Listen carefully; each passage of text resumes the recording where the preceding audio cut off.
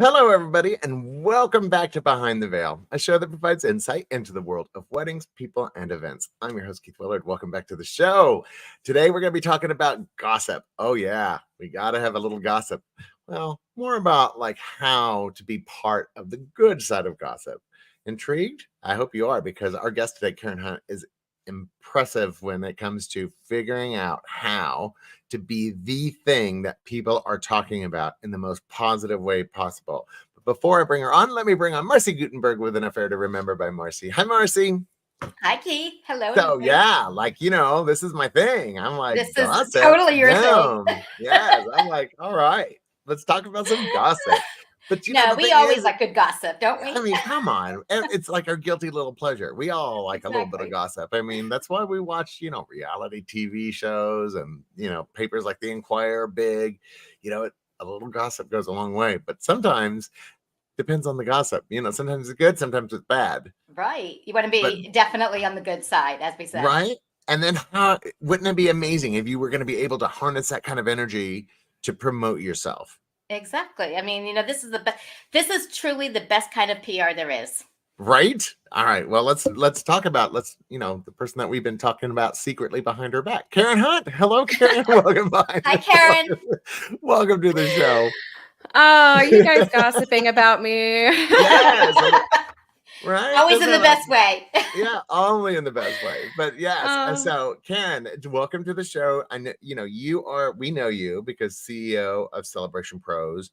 But for people that are just tuning in, haven't heard about you before, can you just give us a little background about you and like what you do? Yeah, of course. Well, first of all, Keith and Marcy, thank you so much for having me on. Oh, we love having you. I've already had so much fun with you. For those listening in, we do a little behind the scenes beforehand, and we just had a blast. So as far as my company, I mean, I'm going to just take it back a minute because Keith, you were on my podcast. I was. You had it was so much fun. Oh, look at that. Look, my stuff is right there. That's so cool. Right there. So you had mentioned that your story started back when you were like, what, 6 years old? Or 6? Yeah. Okay. Yeah. So, and we had talked about this. I'm like, oh my gosh, here comes the parallels, because that's just what happens when us wedding pros get together. So when I was 7 years old, my mom was in graphic design school, and she had this. She bought me this program because she saw that I was excited about graphic design and wanted me to be a part of her world. And so she bought me this. It was software that you put a CD into your gateway computer. Yeah. Mm-hmm. And, dial up and all the things. And your computer was like massive, right? They were like those huge back monitors. Right. So I put it in, I install it to the computer, and it was like Canva 0.000001. Like it had like 500 stock images, and you're like, this is amazing. Right. And what I did as a 7-year-old is, I had done the lemonade stand before, right? Yeah. So I got a little taste of entrepreneurship, and I said, oh, this is really, I could sell this stuff. So I started making Christmas cards and birthday cards, and you could print out on cardstock and actually like origami little like present boxes and stuff. So I named it the Stop Shop. It was a stop sign that I put on the side of the road to get people to stop. And I was selling people like whatever the holiday was that was going on. So that was my. Did it actually work? Yeah, I sold stuff. I mean, I was 7. Well, so I know. I'm like, now, of course, my brain is going, okay, did the creepy Keith wants my P&L sheet. Like, I don't know. Ooh, creepy. I'd be like, if I was your mom, I'd be looking out the window, watching you the entire time. Be like, okay, she's out the road with a stop sign. What am I doing? Yeah, but no. Oh, yeah. And I lived in Miami too. So, but. Oh, yeah. Scary. But, that was my first taste of entrepreneurship. And ever since then, I really hadn't fit in anywhere until I found the wedding world. And then once I found this space, it was like arms wide open. Everyone was so excited to share ideas and help me get on my feet. And I know not everybody feels that way, but I got in through Rosen College of Hospitality Management. So I started with education, which of course the people there are going to be so supportive to help you get where you want to go, right? There's internships and all these things. So a little bit different than some people jump in. And with my internships, I had started in boutique luxury. I started out in Colorado at Lodge and Spot Cordillera, which was a 4-diamond resort. So just like throw me to the wolves right away. And then, and then leaving college, I started at the Hilton in North Orlando. Wow. Grew up in South Florida and the Keys. So I came down to the Keys and told the Hilton here, like, hey, I'd love to work for you. Right. And they came out and said, we opened up a position today. Send us your resume. A month later, I moved back home. Wow. So very serendipitous Wow. the way it all seemed to work out. But this goes to show that if you don't, when it comes to gossip, you have to tell people what it is. Like, what are your goals? What are the things you're doing? Because if you don't tell people, nobody can support you to get you to where you want to be. 100%. So I got to the lay of the land because I was in high school down here. It's totally different as a business owner, right? So Oh, I got lay of the land again. Oh, high school. I got to know, I know. But I got to know all the vendors in the area and I was like, okay, now I feel comfortable. I started my wedding planning business, still alive today, although I am no longer owner. But from there, I really realized that my love was, I love my couples, absolutely loved them, but I loved the vendors. Yeah. Like if they needed help, Well, I was like, if they needed help, if they needed support or someone had an idea or whatever it was, I was like, okay, how do we make that happen? Right. And so everybody was coming to us because we were like, let's run. You want to run? Let's run. And so everybody started coming to us. What we had found is a lot of people were gossiping, but not in the right way, right? Oh, They're gotcha, talking behind people's backs. Right. Can you believe so-and-so screwed that up? And yeah. Or totally get it. Yeah. Maybe even worse, referring people that they didn't know their work because they never met. So like an officiant doesn't meet the rental company. They just refer them because that's who works in the area, which can be very dangerous. That's so dangerous because your name is associated with whoever you recommend. But yeah, okay, right. Got it. So we started as the wedding planning company, started doing networking events and bringing people together. And we'll get into that a little bit more as we move in the conversation. Right. But I really just fell in love with the vendors. And then I had a baby and then COVID. And I said, you know what? I'm ready to jump. And so I went back to luxury corporate and built Celebration Pros on the side. And now I do this full time. So It's like an umbrella of one-on-one strategizing. I do a little VA work on the side. Don't bombard me because that's like here and there I help people. But the thing I love right now is we're about to relaunch the Success Seller membership, which is just, if you think of it, it's the university. I bring in the experts to teach you what you need to know. So nice. that's where we're at right now. And it's so much fun. You help vendors become better vendors at business. Yes. Right. We build businesses worth celebrating. That's what we do. So this is the gist of the whole thing. It's like, okay, if you're a vendor and you are trying to figure out how to get more business, how to become more efficient, all of those good things, they come to you and they go, okay, I hand you over my baby, which is the business, and I entrust you to help me figure out what to feed it so it grows. Yes. Oh, that's fun. Yeah, right. That's a great way of Is that lots of wedding cake and champagne? Right, lots of wedding cake and champagne. But I mean, that's hard. I mean, that's a really scary place to be because it is our baby. I mean, I know when I first started out, first of all, I was an idiot when I first got into business. I mean, nobody jumps into this fully aware of everything that is happening or what's going to take because there's an intensity about being an entrepreneur that most people don't understand. And then this, the second thing is that I didn't know what I didn't know. Like the stuff that you learn over the first couple of years is just so crazy tremendous. The learning curve is so like uphill that all of a sudden you're like, man, if I had known any of this when I first started out, I'd be so much further. Oh yeah. Right? Yeah. Is that what you're saying? Like you help them figure that out? I do. Yeah. So funny enough, I've had Celebration Pros for just a couple of years now. So as far as the education business, I mean, I've been helping people forever with their businesses, but it legit, right, legally, it's been a couple of years. So I'm having to relearn how to do finances and how to do all these things. So that's Okay. why I say I'm the university, because you know what, I'll tell everybody, I'm 101 at everything. Right. I'm much more than that when it comes to the word of mouth marketing space and networking and all of that. But if you ask me about SEO, I can give you what you need to get started. But I'm probably going to bring somebody in like Sarah Dunn to deep dive with us. So that's where, for me, when I started the business, getting the connections first so that I could then help others gain access to the right people to move their business forward. So that's really like, I'm the university and I bring in your professors as you need them.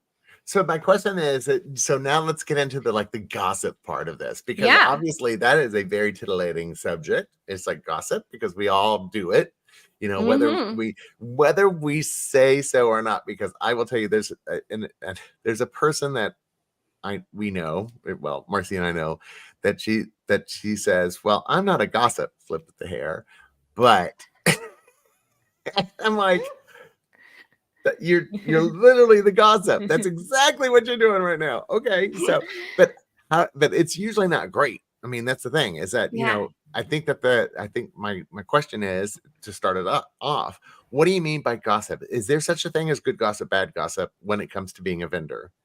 And how do we control that? Where do we start? Well, I think the true definition of gossip is almost, talking maybe not negatively, but untruthfully about somebody else in a way. Yeah. I don't know. I'm sure there's Does it have to be untrue? dictionary. I mean, we but for talked about the sake of Kardashians, today, and a lot of that was true. For the sake of today, the gossip is what people are talking about you. Right. And it's just plain and simple. So if somebody is out and about, you're not there, somebody's out and about and they're talking to somebody else about your business or about you. Right. That's the gossip. It's the conversation that's happening outside of your world. And so it's so important to do what you can to control what they're saying, because if they don't understand your business, or if they don't, or if they've never met you, or if there's something maybe that's negative out there about you, maybe you have a bad Google review, right? We want to make sure that we are controlling as much as we can of that, so that those people are actually trained to talk about you the way you want them to. Got you. And that's a tricky subject. Go ahead. And there's also that, the element of like telephone, where they think that they know you because they heard about you from somebody else. Yep. But they really don't know you. They don't know your work. And you want to be able to have that control. I mean, you want to make sure that they're putting out the word of who you are and what you are in reality. In reality. Yeah. Yes. I mean, that's what was happening. Sorry. Yeah, that's okay. Because we talked about this, is that there's good gossip and bad gossip, and we want the wow factor. We want the oh my God, can you believe they did this? It was incredible. You want to be the person that everybody wants to work with. Yes. For whatever that reason is, and it's typically your differentiator, right? And we were just talking about Party Slate. You go to one of their events and it's like a blowout. It's like everybody showed up 210%, and you're going to see something at that event that you haven't seen before, right? And their differentiator is like this huge Big Bang thing. And that doesn't have to be that for you, but what is it that people remember you for? It could be certain copy. I have an amazing brand values exercise that I always do so that people understand how to start getting the conversation going in their favor. It could be a signature, something that you do. Like maybe there's something special. At one of our venues, we used to put out these carts for the vendors that had vitamin waters and infused water and cookies and granola bars and all these things, because the vendors work so hard. And I was at a luxury venue. I'm like, we need to take care of our vendors. And because we did that, we got so many referrals from the vendors. Ooh, so because good. It was like, oh, they actually care about us and they're doing this extra thing. And so what is it that you, as all, listening in, have that you can really highlight about your business? And it could be as simple as maybe you send like a care package when your client books and there's just something special in that care package. It could be that your clients don't know this, but you set up a specific table to bring, I don't know. There's so many different things that you can do. I mean, I get it. And I totally get this. Once you find that thing, whether it's, a lot of times it has to do with all your branding. Your brand is really what's going to speak for you, and anything that you do is going to be on brand. And that's why I always start with brand message, right? Where everybody knows me. If you say the word celebrate and you know my business, you think of Celebration Pros. If you think of champagne, you think of Celebration Pros.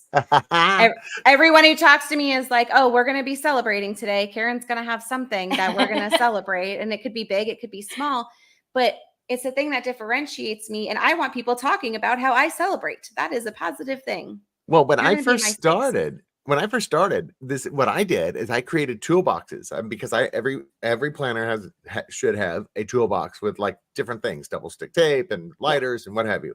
And so what I would do is that every time I would do a wedding at a hotel, I would come the following week and give the director of catering their own personal toolbox, an actual toolbox filled with all sorts of little things like that. You know, it was like $30, $40 or $50 per toolbox. But oh my God, people started talking about the thing. And of course, I'd always put their name on it. Like it was a thing.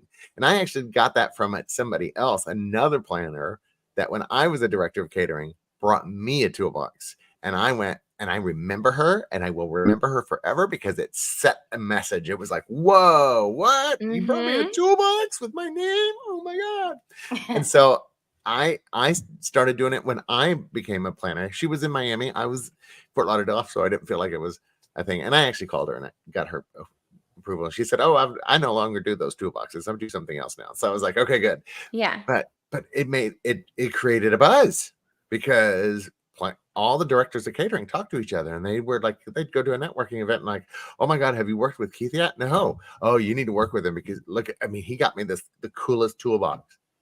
It's a metal toolbox. Like, we're not talking about something splashy. It was like I literally went on Amazon, ordered black metal toolboxes and all the little supplies, and kept a stock room just full of it. Every time I do a wedding at a new hotel, I'd bring the toolbox. The buzz. And then what happens? They have a couple needing a planner. Who are they going to think of first? They're going to think of Keith. Bing. Yep. But the problem is, and I'll get a little personal here. The opposite side of that is also possible. The negative side, right? So, I no longer drink, but when I got really known for my tequila. People were like, oh, hey, Keith. He loves his tequila. But that can have a negative connotation as well, right? And so it takes time to, even if it's done in jest, that's still like, people are like, oh, girl likes her tequila. and you have to be careful about that. Even if you're out there as a human being going out to a networking event, you still have to control how people see you because that reflects your business. Yeah. Yes. Actually, I have to be careful of that with the champagne brand.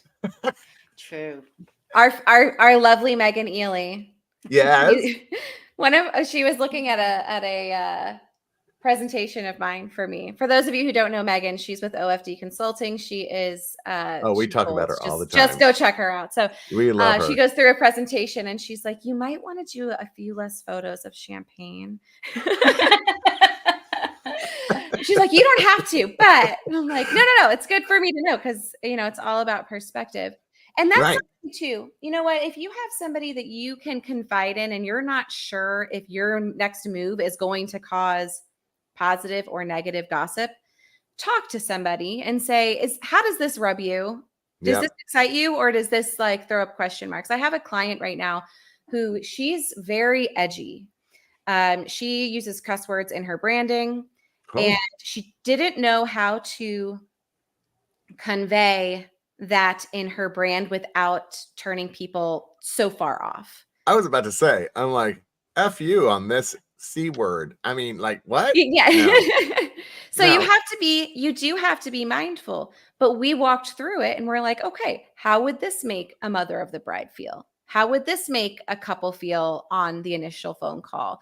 Like, we have to ease them in, but we also don't want to, when we are stirring up gossip and we're creating buzz about our businesses, we don't want to show up one way.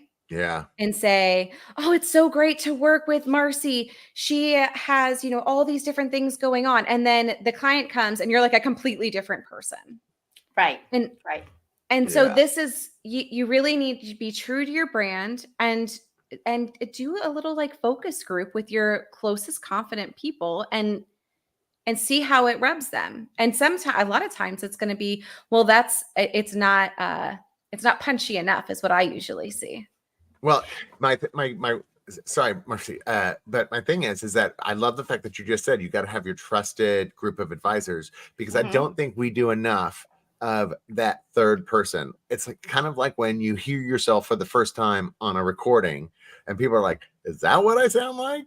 And I'm like, yes. Oh, do I sound like that big old queen I just listened to? Yes, that's exactly what I sound like. But it's that wow, whoa, is this what I sound like from a third person point of view? And it's very uncomfortable. It's so uncomfortable for us to do that. And I mean, and that's one of the things that I talk to new people about. It's like, you have to suck it up and get a third person point of view about your business. Somebody that'll tell you the truth and doesn't sugarcoat it, because you need to know, and you can't just talk to one person. You have to talk to multiples. Yes. Just to make sure that there's a similar vibe across multiple people. Am I correct in all that? Yeah. Yeah. That's exactly it. I also think that is true, like, especially like what we're talking about here, where it's actually your business, not the fact that you're working for your clients. And like, like, let's say if I design something for a client, right? I know what I'm designing for my client. I know the client's going to love it based on what we're talking about and so forth. But when you're designing for yourself, that's a totally different ball game than when you're designing for others. And I think that, it's hard to take yourself out of the equation and look at it from like, how is this perceived? And so that's why it's good to get that other, set of eyes, so to speak, on the whole, the whole vision. Yeah.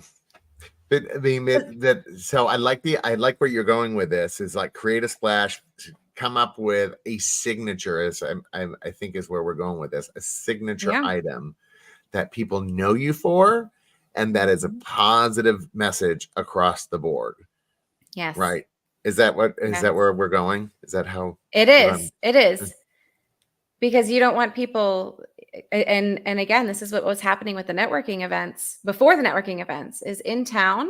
Yeah. We would have somebody say, can you believe that they served cod instead of mahi, and like threw it out there as mahi, but nobody actually knew. It was straight gossip.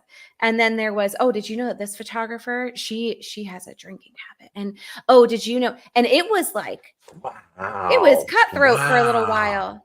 And I was like, you know what? The problem is we are not in the same room, or we only see each other at events. Right. And so when we started doing the networking events, now all of a sudden everybody is face to face having conversations, and the conversations are productive and they're collaborative, and they're not tearing people down. It's, oh, you need a venue for your couple? Oh, come here, Joe, come over here. I think your venue would be perfect for her couple. And and it was just like, all of a sudden the entire industry in the Upper Keys shifted. Yeah. And interesting. Lucky for us, we were hosting it. And because it was positive, everyone was talking really good about us. So it worked out for us really well. Well, but that is a difficult scenario for especially people that are new to the industry. So, I mean, everybody had to start out somewhere. They moved here from somewhere else. We were just talking before we went that I was at the penthouse at Riverside Wharf for a planners luncheon, and was sitting next to a really lovely girl that is coming in from Nashville, very successful in Nashville, is now moving south and wanting to break into the environment down here. And so that was like her first foray, and how she was dressed and what she looked like and how she sounded was going to go a long way to how people thought of her. That first impression is everything. It really is everything. It absolutely. So how do you prep your clients for that. They come over, they say, okay, I'm just starting. This is my baby. I'm going to be the best DJ in South Florida. Boom. Right. Mic drop. And you're like, okay, hold on that mic drop. Right. So you clearly haven't been to South Florida. And I'm like, yes, the 1990s called and they want that mic drop back. Right. And you're like, okay. So, I mean, what do you do? What do you say? What is the first step to figuring out what that should be for somebody? Because obviously I'm assuming that you want to figure out what makes them tick. So is there like a questionnaire? Is there like some type of ramp on kind of thing, to bring them in? I have two main questions that I ask everybody who, it doesn't even matter where you're at in business, but it's definitely, it should be asked often. Exactly. So the first question is why would or should someone hire you? And typically the answer is, oh, I'm organized, I'm responsive, I have X amount of experience or credibility, right? And then the next question I say is, well, why wouldn't someone hire you? And typically the answer is price. And then I say, well, why shouldn't they hire you? And they're like, what do you mean? And I was like, well, what is it in your business that's broken and they shouldn't hire you? And usually the answer is organization, responsiveness. And it's the same. And they're like, oh, so maybe. Really? And yeah. People actually are truthful about that. I'm really shocked that people are like, oh, there's no reason people should hire me. Because they want me to help them get to where they're going. So if I ask, I had a planner who said my age. She didn't think people were going to hire her because she was older. And once we get to the root of why they shouldn't hire you, okay, well, let's fix that. We're going to then make it a strength. And then we can, you want to get rid of as many of those negatives as possible so that nobody has anything negative to say, because there's always going to be some negativity. There's always something. But we want to try and reduce it and control it as much as possible. So I start with those two questions. And then, of course, after that, it's how are you planning on connecting with people? And it's different for, different niches in our industry, right? If you're a planner, you're probably going to be working closer with venues and photographers. Like that's what you need, who are your bucket list people? And what I find is that if the people who are starting out, they dream too big and they're like, I want to work at Vizcaya. Like, just since we're in South Florida, right? Whoops. I know. And let me not put that out there. Whoops. Beautiful weddings. There's beautiful weddings. Beautiful and then, weddings. Yeah. I actually just saw one that was stunning. And then there's the people who are actually 5 to 10 years in business. If you ask them, they play it safe. And they are like, oh, well, I want to talk to, these 5 venues. And I'm like, but they're already at your level. I thought you wanted to level up. You're the ones who need to be talking to Vizcaya and of that caliber. Right. To level up. And so I think everyone needs to come down to earth and say, what are my goals? And this is a big networking tip here. And we're talking about being the gossip, and the networking tip is have a goal that you speak out loud. And I started with this at the beginning. If you don't tell people what you do or where you're trying to go, nobody can help you get there. You're not going to do it on your own. Interesting. Nobody famous in the world, Oprah, whoever, they didn't get there on their own. They had people support them to get there. So if you don't tell people what you do, they can't help you, and they can't have those conversations outside of the room from you to say, I have this thing on my heart to open up a co-working business. And I was talking to somebody else and they're like, oh, I think I know somebody who has a space and they don't know what to do with it. And so she's going to get me in connection. He wasn't in the room, but because I said what I needed and he told her what he needed. Right. Now we're going to come together. Maybe something happens, maybe it doesn't. But having these open conversations about where we're trying to go and not being such gatekeepers about our goals and our vision and what we want to do, it's going to help you move forward. So what do you do when you've been in the industry for a bit? And, again, I'll go personal because I don't want to talk about anybody else that's not here, because that lends to the gossip a little bit. But I'm very well known for somebody that gets along with everybody. I get along with everybody. I'm very easy to work with on the day of the event. I never lose my temper. Like, I'm just that person. The problem now is that because I'm always so nice, everybody assumes that I like everybody, and I don't. I mean, I like people. They're nice people, but they don't always do an amazing job. They don't always do the job that I want them to do. I mean, they do adequate, and then I come behind and correct it to make sure that it is the expectation that the client is looking for. But there have been several times that I've worked with a florist, and and this has been years and years and years. I mean, we're talking 20 years that you can pull from. So nobody take this personally if you're listening to this. I promise I am not talking about you. We're all coming for you, Keith. Right, exactly. Unless you really think it is, and then it is. But no, I'm kidding. No, but seriously, so I then get email follow-ups immediately after the wedding. I'm like, it was amazing to work with you, and I'm so glad you love what we did, even though I never said I love what you did. But now they want to be on my vendor list.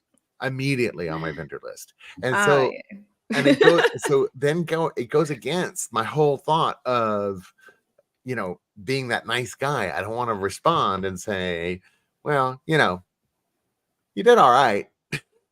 I don't want to be that person. I don't want to be that person. And of course, how do I then balance the two sides? Do I become more of an a-hole on the job and because I don't feel like that does anybody any good, or say, oh, my vendor list is full, pretty full at the moment, but if a spot opens up, you know what I'm saying? There's two personas that we're always trying to control that. And that's hard. That's really, really hard to do. I was really lucky in my business because I was good cop and my business partner was bad cop.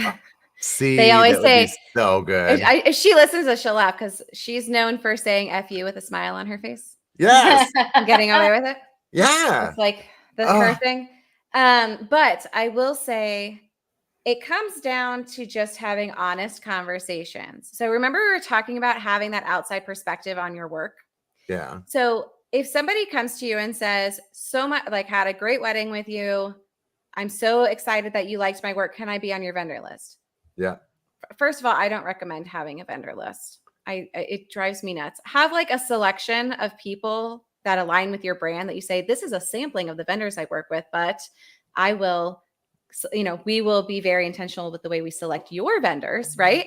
You have to have verbiage around that. Good way to put that. All right. Note to self, done. Yeah.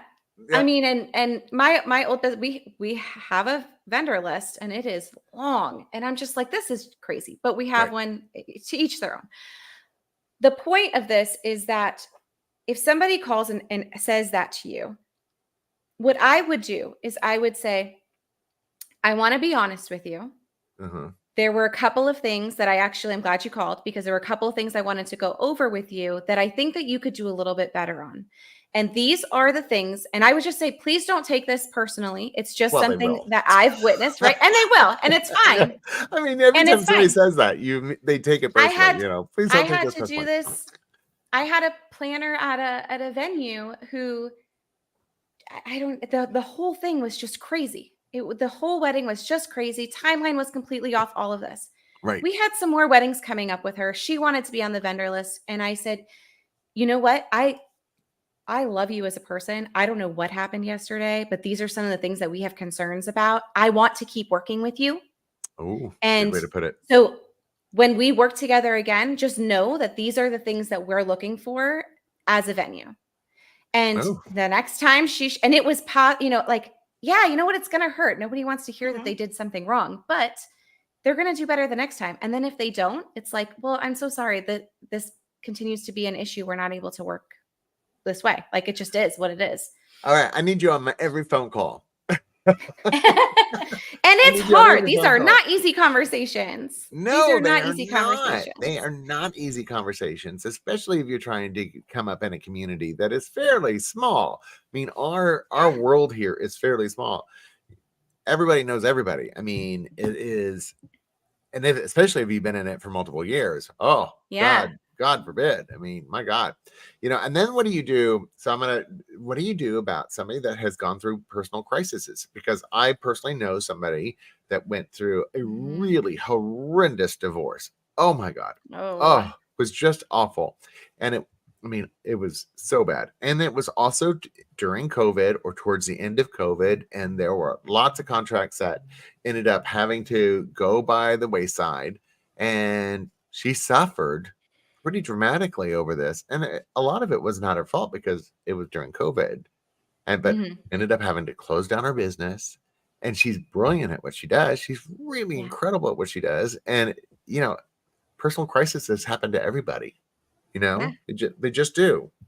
So what do you do about that kind of stuff? You give them grace. You give them a break. You ask them. And what I mean by that is either you have that conversation, like, I know your work. You do fantastic work. I also know that you're going through a lot right now. And these are some of the things that happened at the most recent event. And so I just wanted to bring it up to you because you have the capacity to do great things. Yeah. So you have that conversation, lifting them up. The other thing is, again, this has happened. All these things have happened. So this happened with a vendor of ours where they were going through some things in life and they lost some of their team and all this stuff. I think it was over COVID. They're still open. Right. And we said, this has happened 3 times. We're going to give you a break. We're going to bring you back. But right now we need to give you a break. You let us know when you're ready to do that caliber of work again. And it's harsh. And half these conversations start with, I'm always like, you're like, please don't take this personally. I'm like, I hate confrontation, but I have to tell you this. Right. And you just have humility about it. And if I messed up, I would want someone to tell me. And you can say that. Well, I've called people. You can say that, I've actually called people after an event and it said, look, I know that this didn't go great. And I want to first of all, apologize. And usually they're like, what are you talking about? I was so hard on myself. Usually in our head. Right. It was so much bigger in my own head than it was crazy. It's over little stuff. But that's when I first started out. I was overly picky. Yeah. But, when you talk about trying to control this narrative, if somebody is going through a personal issue, is it better to get ahead of it and reach out to people before it starts to become too much of a gossip? Or do you think that adds to the fire? I just think Trust, honesty right? and communication is so important. I would reach directly out to them. And this is where it's, you don't call them and say, oh my gosh, Keith, you won't believe what Marcy said about you. And like we are not mean girls here. Right. No, that's not how it is. No, it's never. It's more like, hey, Keith, this was brought up at the last event. And I want you to be aware that it was noticed. Yeah. Because I don't want this to become something that you're known for. That's the respectful way to go about it. Entrepreneurship is not for the faint of heart. If this conversation is making you comfortable and you're listening in, you really need to think about entrepreneurship and your role as a business owner, because you're going to have these conversations and they suck, but we got to sit in the suck and figure out how to get through it. That's just, and we have all been there. So before anybody thinks that we're holier than that, we have all been through it. You don't, your life changes over decades. I mean, shit happens. Let's just put it out there. Shit happens.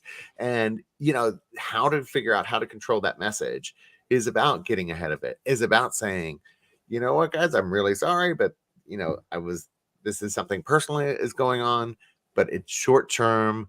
I will get past it. It's, this moment in time, I'm actually going to pull back for a little bit and fix this first.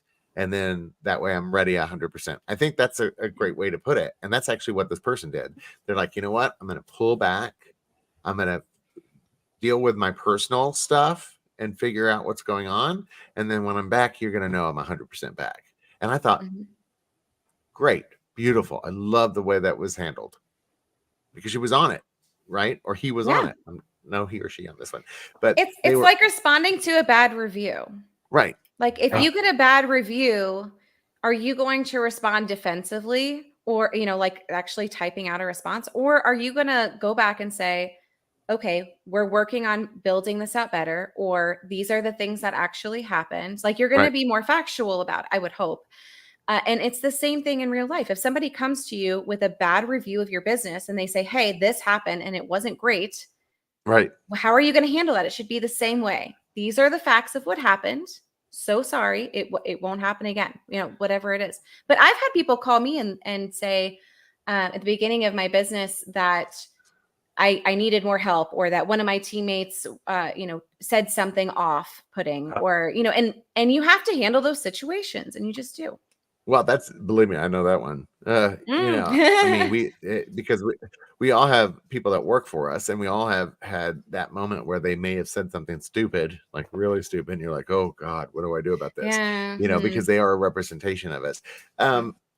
Well, I mean, time is flying by. So if somebody wants to like reach out to you, find you, because all of this is like crazy fascinating. And I think being able to help somebody control their narrative, having a person like you in their corner goes a long way, because you can see the third person. It's kind of like taking somebody to the doctor's office with you, because you stop listening after like the first thing is like, you're sick. And then all of a sudden you go deaf. Yes. So the person with you is the one that's supposed to listen to the details. You're that person. It feels like you're the person that says, okay, I'm going to help you through this. And we're going to turn this around and make sure that it's the good kind of gossip. And we're going to make sure that you are set for business, no matter what their background is. I mean, as long as they're willing to listen, I'm assuming. Yes. So, and that's part of, just making sure that the people that if somebody's talking bad about you and they are not in any kind of alignment with your business, bless and release, y'all. Like, because sometimes there's gossip, right? We don't like it. We can't do anything about it. And it's like, you know what? That like, you're not on my level. Right. See you later. Bless your heart. There's plenty of business to go around, everyone. Oh yeah. And I think that's a really great place to kind of like wrap this up, is that even though it's a small community, there is so much business down here that we really can, as a community, become more supportive of each other in this world. I think that we all go through stuff. I mean, we all went through something really horrific as a community, and somehow we figured out how to survive together. And why shouldn't that continue to be a thing of support? I mean, places like WIPA and NACE and MPI, I mean, these networking groups are essential for people to get the word out and control the narrative. I think, you gotta be in a place to be able to talk to them. And I will say that my big issue about going to a networking event is that normally I do not know what to do. I'm so used to being the event planner, where I know, brief conversations. I've got like a 30-second conversation here. There's great, but I have someplace to go. So I feel very but at a networking event, I'm like, what do I do with myself? But, to that point, building the relationship isn't just about building it one-on-one per se. It's also making sure that people know that you're coming to these events. They're seeing you. They get to have a little conversation with you. It's not just about like, okay, I'm going to go in, I'm going to get 10 pieces of business from this organization here. It's about making sure that people know what you do it well, and creating that buzz about you. It's true. It is so true. I mean, that's the hard piece. I think networking is one of those things that you have to absolutely do in this business. And knowing it's got to be hard. I mean, you're on the Keys. It's got to be hard down there. Oh my God. I mean, it's literally one road in, one road out. It's like, yes. It's like which direction? That way. And Carin, keep on going south. Just to kind of let you know, I mean, like I go and, I'm part of Carin's group because I wanted help with my SEO. I wanted help with my, my social media and my website and such. And she's been a great resource for that, because as I said earlier, as I said earlier, it's really about like getting a second set of eyes, somebody who knows what they're doing, right, and they're going to give you constructive criticism. because you can't be it's kind of like you can't be everything to everybody, Right. but you do what you do well. And so, like, Carin, what she does well. And she brings in the right people to talk about the right, that things that are what I'm looking for. And that's why I am part of her group. Smart. So, I mean, it's really about surrounding yourself with good people in the process. Oh, absolutely. Wow. Absolutely. Wow. You can't do this alone. You can't do it You alone. really can't. Can I give a couple of networking tips before we are you close kidding? out? Please. Okay. I love that. Okay. So the first one, if you see any, I'm like, when I speak, I'm like sweaty, so I'm not wearing it right now, but I have this silver sequence duster that I wear, and I wear it to all my networking events. I wear, if you see me on stage, I'm wearing it. It's in like probably more than half of my branding photos. It is my statement piece. When I walk into WIPA or NACE or any of these amazing associations, when I go to the networking events here in the Keys, if I'm at a speaking event, people recognize me instantly. They will come flocking from whatever corner they're in, and they'll be like, Carin, oh my gosh, we knew you were going to be here. We're so excited to see you, because they saw me in this silver sequence duster. Right. Now, the other thing that will happen is somebody will comment on it. So Like, someone will come do you over ever and clean say, it? dry clean, yes. That's hilarious. So There's a little gossip there. like, oh, Carin's dirty. So, but they'll say like, oh my gosh, this is so cute. Where'd you get it from? And then I have a whole story behind the duster and how I saw somebody else who was speaking, who was wearing it, and now this is why I wear it, and da da da. Right. But it is my statement piece. I always say there's a florist who shows up, and she wears these beautifully embroidered floral sweaters. She wears them at all the networking events. They're all different, but you know her. It's her because she's always going to be in this. There's people who wear certain colored glasses. There's people who wear certain types of shoes. Like, if you have a statement piece, it's something to talk about, especially if there's a story behind it. Or look around the room for somebody who has a statement piece so that you can comment on it. It is the best conversation starter because you're starting with a compliment. I always start. I have shiny jackets. They're always like gold and blue or something like floral and shiny, and like they're always over the top. I've got these like over the top jackets that I like to wear to networking events, because whether or not people like them or not, I don't care, but that makes them stop and talk to me because they're like, oh, nice jacket. I know inside they're going, man, tacky, but I don't care. Like, I walk in like a disco ball and I'm like, who do I know? Well, I'm like, and I'm like, oh, Amazon. They're like, oh, we can tell. It's where the party starts. Oh my goodness. I know, and then the other tip I have is, always going with a goal. We talked about that, but the other tip I have is, if you're going by yourself, especially, to find a line. So to go to registration, go to the bar, go to an interactive station, go to the bathroom, wherever there is a line, go there. And that's where the conversations start. That's actually how I met, who is it? It's DJ. He's a DJ. He's on the WIPA board. That's kind of what I do. He's the DJ on the WIPA board. Why can't I think of his name? He's fantastic. Right. But anyways, but still, but that's how I met him, and now we have this conversation about WIPA and all these. Like, it just opens doors. So smart to get in line, because of course you're going to talk to the people in front of you and behind you. Yeah. Oh, unless it's like going on an airplane where people are like, "Don't talk to me," put in their headphones, type of thing. But yeah, it's a little different. Yeah, if you go to a networking event, you're like charged to talk to somebody. Like, you're there for that reason. So, do you feel like networking events also should have a place for making it easy for people to connect with each other, have conversational moments in it? I know that part of what we do with NACE is do educational pieces, so people have something to learn when they're there, and then that gives them something to talk about afterwards, because that's a good icebreaker. It's a third person. They're like, oh, wasn't Alan Berg really amazing? Yes, he was incredible. You know what I mean? So, I mean, I think it would be fun. Yeah. It would be fun if the association that you're attending their event, if like a couple days before they sent out a questionnaire, like, what are you hoping to get out of this? Is there any type of person that you're trying to connect with?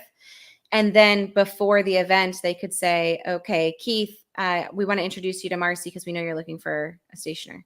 And then that way, when you get to the event, you already have somebody that you're looking to connect with. like you're walking in with a quick win. Nobody does that. Why does nobody do that? You know what? That's really idea. smart. That's a great idea. We're starting to work on a out of town networking event in the Keys, in the Upper Keys. So one of the properties down there, we're going to work with putting like an away overnight. So planners and other event pros can go and stay overnight at the property and get the whole experience, so that they are better able to sell a Keys wedding. Yeah. Is this with HP? Yeah. Oh, I have to reach out to Doug. Okay. Yeah. I mean, it's been on quietly on the back burner for a bit, but now that we're about to get into summer and they're slowing down. This is good gossip, right? Like, see? Right. So this is going to be the kind of stuff that we're going to look for. Man, we are running way over time. Anyway, so if people wanted to reach out to you, Carin, how do they do that? How do they get in touch with you? So you can find me on Instagram. I hang out there a lot at Celebration Pros. Yep, it's right down there. Yep, my website, Carin Hunt. If you do a / success dash seller, you'll learn more about the membership. We're actually revamping it. It's going to be going to a whole community where there's a curriculum, some added support. Really excited about that. So that's launching at the end of May. But yeah, I mean, really, just head over to Instagram. That's where I am the most, I think. Well, you were fascinating. It was amazing. I love this conversation. I will be talking about this behind everybody's back for a very long time. Please do. Please do. In the best way possible. In the best way possible. Like Keith said, what? Yeah, no, this was really fabulous. And I think this is one of those things that people should talk about. And you know, if you're gonna gossip, let's gossip in the best way possible and help guide your own gossip. It goes a long way in helping build your brand long term. Yes. So this was really, really smart. And helping everybody else get through those hard things, right? Yeah. We're giving grace, supporting all of that. Good gossip. Good gossip. Yeah. So thank you again. Oh my goodness. And then of course, next Tuesday, we've got Esther from The Knot talking about how to get published on The Knot. So tune in next Tuesday at 2:00. But for now, we're going to say goodbye. Goodbye, everybody.